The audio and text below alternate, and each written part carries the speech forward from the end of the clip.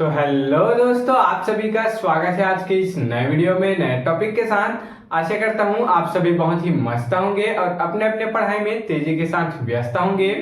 तो चलिए, इस प्रकार से आज की इस प्यारे टॉपिक में हम लोग कौन सा चैप्टर पढ़ रहे हैं, उपसंयोजन यौगिक जो चैप्टर है 12th केमिस्ट्री का। इसके अंतर्गत हमारा कौन सा जो चल रहा है टॉपिक, समवायता के प्रकार का जो टॉपिक है वह चल रहा है। और आज की समवायता के प्रकार में ज्यामितीय समवायता क्या होता है, इसके बारे में संपूर्ण जानकारी आपको इसके डिफिनेशन सहित एग्जाम्पल के माध्यम से आपको देने वाले हैं।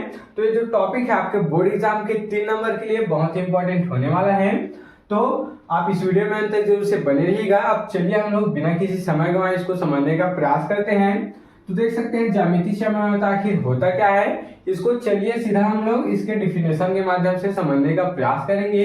तो ज्यामितीय समवायता क्या है, यहाँ पर देखेंगे, जब 2 या 2 से अधिक यौगिक, क्या बोला गया, जब 2 या 2 से अधिक यौगिक के अणुसूत्र व संरचना सूत्र क्या हो, समान होते हैं। जब 2 या 2 से अधिक यौगिक होते हैं और उनके जो अणुसूत्र होते हैं और जो संरचना होती है, देख सकते हैं इसके अणुसूत्र सारे क्या है, समान है, और संरचना भी दोनों को क्या है, यहाँ पर समान है। तो समान होते हैं, परंतु जो द्विबंध होता है, अर्थात जो यहाँ पर जो देख रहे हैं आप, यहाँ पर जो बंध दिखाई दे रहा है, परंतु द्विबंध के परित परमाणुओं की आकाशीय व्यवस्था अलग अलग होती है। क्या बोला गया, इस लाइन में ध्यान देंगे, जो परमाणुओं की आकाशीय व्यवस्था है वो कैसी होती है, अलग अलग होती है। अब आकाशीय व्यवस्था क्या हो गया, इसकी जो जमावट है वो अलग अलग होती है। देख सकते हैं ऊपर में CH3 है, यहाँ CH3 है, यहाँ नीचे में हाइड्रोजन है, यहाँ नीचे में हाइड्रोजन है, और इसकी जमावट कैसी है, यहाँ CH3 है, उसके बाद यहाँ CH3 है,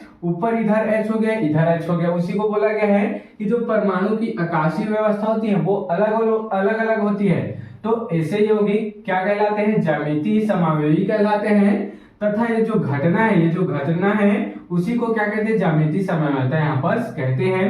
तो आशा करता हूं कि आपको क्लियर हो गया होगा। चलिए एक बार और देख लेते हैं आखिर क्या बोला गया इसमें ज्यामितीय समवायता में। तो जब 2 या 2 से अधिक यौगिक के अणुसूत्र, ध्यान देंगे, जब 2 या 2 से अधिक यौगिक के अणुसूत्र और संरचना क्या होते हैं, समान होते हैं। देख सकते हैं इसके जो अणुसूत्र है वो समान है, 2 CH3 है, 2 CH3 है, 2 hydrogen, 2 hydrogen, 2 carbon, 2 carbon, double bond यहाँ पर भी है। तो उसी को बोला गया है कि इसका जो संरचना है और जो अणुसूत्र है वो तो समान है, परंतु जो द्विबंध है, द्विबंध के परिध में क्या है, परमाणुओं की जो आकाशीय व्यवस्था है, परमाणुओं की जो आकाशीय व्यवस्था है वो क्या है, अलग अलग है। देख सकते हैं दोनों में अलग अलग है, CH3 इधर है, इधर जबकि ऊपर में है। तो ऐसे यौगिक को क्या कहते हैं, ज्यामितीय समावयवी कहलाते हैं। ये यौगिक क्या कहलाएंगे, ज्यामितीय समावयवी कहलाएंगे। जबकि ये जो घटना है उसी को ज्यामितीय समवायता कहते हैं। आशा करता हूं अब आपको क्लियर हो गया होगा। अब चलिए इसके हम लोग एग्जाम्पल को देख लेते हैं। तो एग्जाम्पल में देख सकते हैं यही है, क्या है, यहाँ पर देख सकते हैं कार्बन कार्बन डबल बॉन्ड है, और ऊपर यहाँ CH3 है, यहाँ CH3 है, जबकि इसका जो CH3 है वह ऊपर है और एक क्या है, नीचे है, अर्थात इस प्रकार से उपस्थित है, हाइड्रोजन इस प्रकार से उपस्थित है। तो जब एक ही तरफ तत्व होता है तो क्या कहते हैं, उसको सीस कहते हैं, और अगर वो एक दूसरे की क्या हो, अपोजिट साइड हो, तो उसको क्या कहते हैं, ट्रांस कहते हैं। तो इस प्रकार से इसका नाम बन जाता है सिस 2 ब्यूटेन हो जाता है, ये ट्रांस 2 क्या हो जाता है, ब्यूटेन इसका नाम हो जाता है। अब आप बोलोगे कि इसको अगर हम लोग क्या करें, अगर इस जो C के साथ H और CH3 जुड़ा हुआ है उसको अगर हम लोग घुमा दें, तो ये जो CH3 है वह यहाँ पर आ जाएगा, H वहां पर चला जाएगा, मतलब इसी प्रकार से बन जाएगा। क्या बोला गया है यहाँ पर, ध्यान देंगे, क्या बोला जा रहा है, ध्यान देंगे, अगर हम लोग इस C को ऐसे घुमा दें तो क्या हो जाएगा, CH3 नीचे आ जाएगा, H ऊपर आ जाएगा, तो दोनों संरचना क्या हो जाएगी, सेम हो जाएगी। परंतु ऐसा नहीं होता है।